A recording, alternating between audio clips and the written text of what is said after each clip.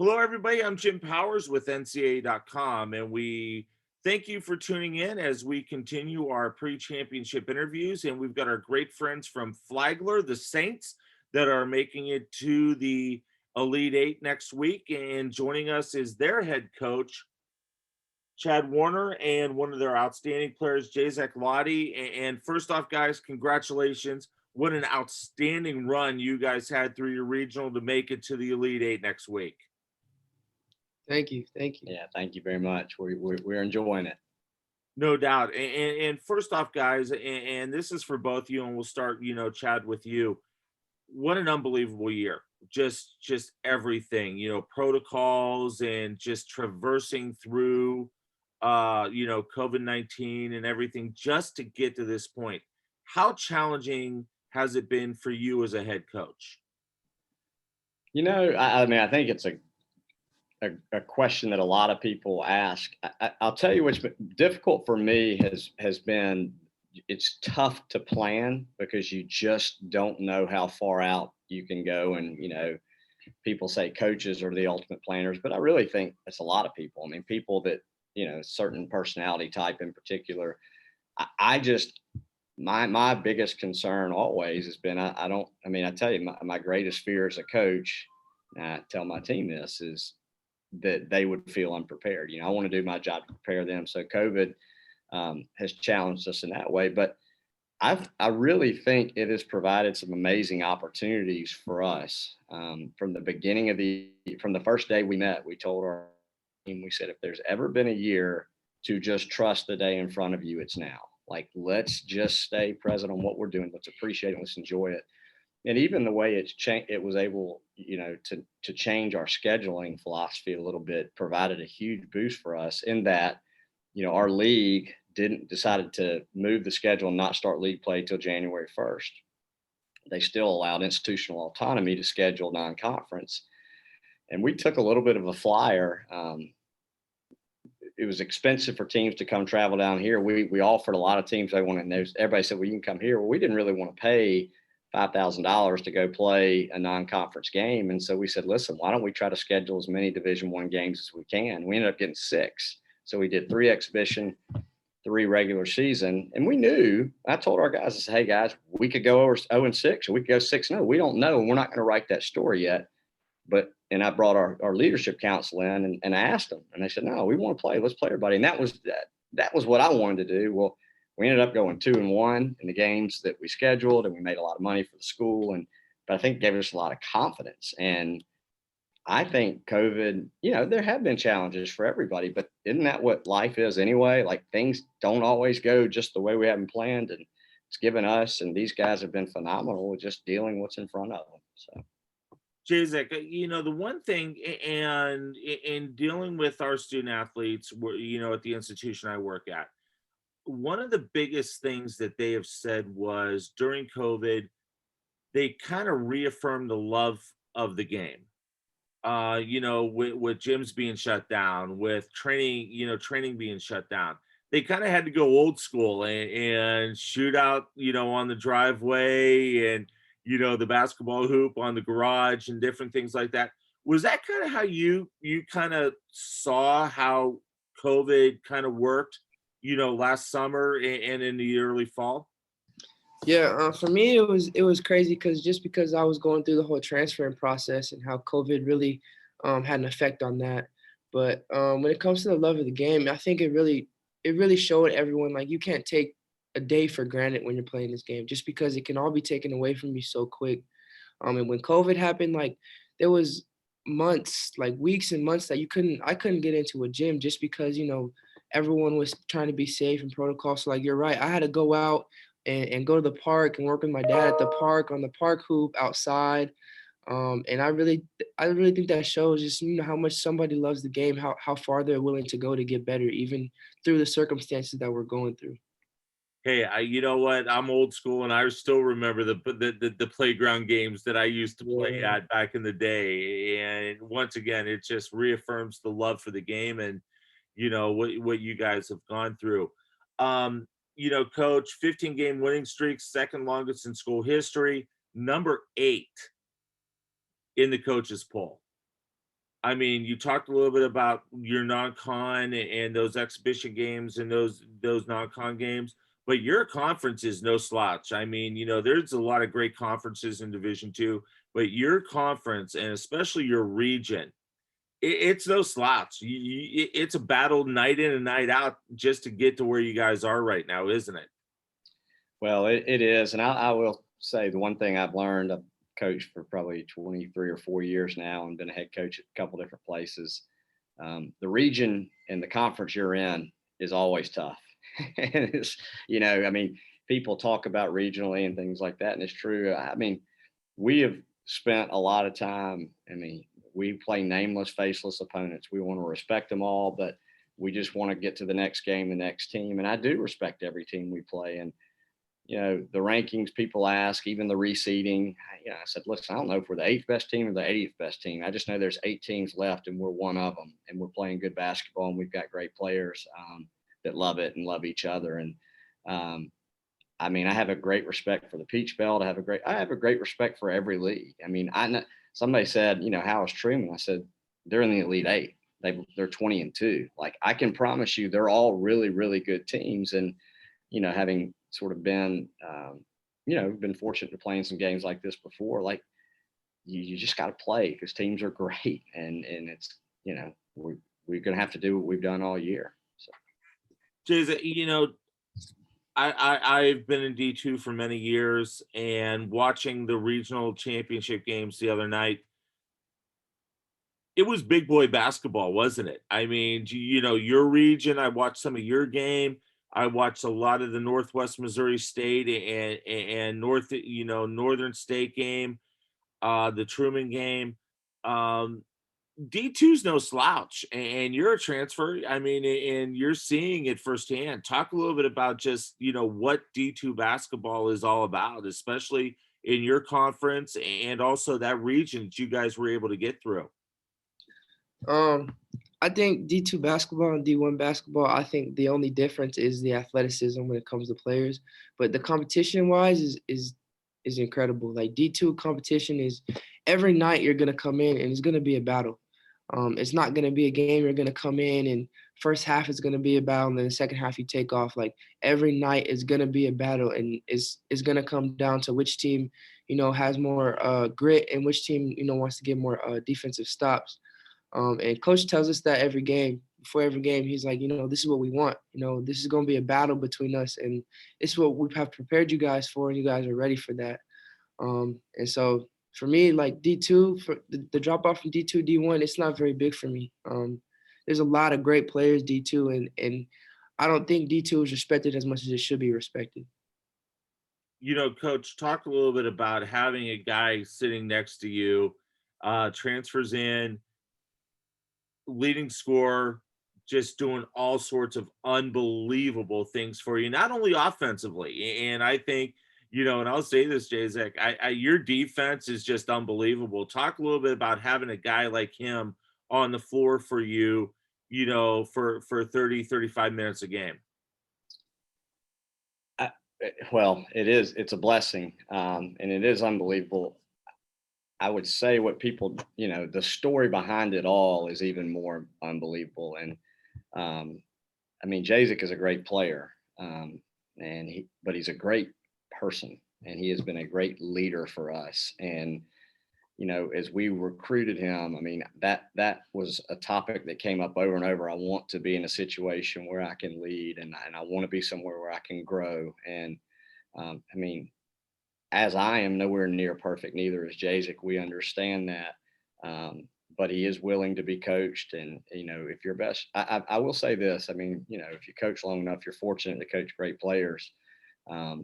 If you're going to stay in it, you better be anyway. And he is a great player, but I tell you, for someone to be to get as much accolades and success as he's had, the best thing is he is an absolutely willing leader and willing to be coached. And he's competitive. I mean, he's fiery as he can be, has a great belief in himself. But when your best player can be coached and can be pushed and can be held accountable, I don't think you can overstate how important that is to our team. And, like, this team is just unusually close. And we do spend a lot of time as a staff working on relationships and chemistry, because that's just who we are. That's what we believe in, but it still doesn't always click. And for whatever reason, you know, by the grace of God, it has clicked. But I can promise you a big part of that is you know, all our seniors, really. I mean, we have good guys, and they're not perfect, but you know, it's, yes, his play is big, but I promise you, bigger than that is the character and the person that he is. You know, and Jaizec, you know, you got a running mate next to you in Chris Metzger. I mean, what a season he had as well. I mean, you know, you guys posed one of the most lethal 1-2 punches in the country, and especially in the Elite Eight. Talk a little bit about your relationship with Chris, and, you know, how you guys kind of had, you know, came together over the last year to kind of, you know, make this bond and this dynamic duo that you guys have at Flagler. Kind of like what Coach was talking about. Chris is, you know, not only is he a great player, but he's an amazing human being. I tell him this all the time. I probably tell him this like every day, but I always tell him, "You're the best teammate I ever played with," and that's just because his spirit, his fire, his love for the game, his willingness to, you know, want to get better each day, come in the gym, and he's such a great leader, you know, and not just talking, but he shows it, you know, through examples.